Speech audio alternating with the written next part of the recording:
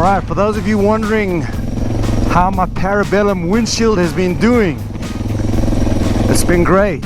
So, did a big commute up to the North Georgia mountains, and now while I'm riding off-road, it hasn't hindered me at all.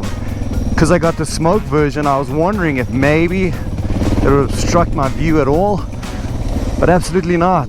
On off-road, I can't even tell it's there. So, update to the Parabellum Rally Smoke windshield on the DR650. Absolutely no complaints.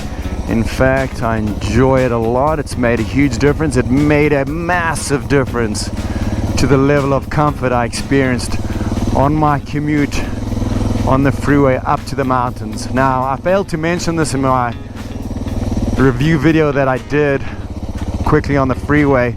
I am 6'2", so I'm 6'2", and it's definitely made a huge difference. I was a lot less fatigued coming up here whilst riding on the freeway, and then as you can see here on the off-road section, no issues at all. It's been great. Doesn't hinder my vision at all.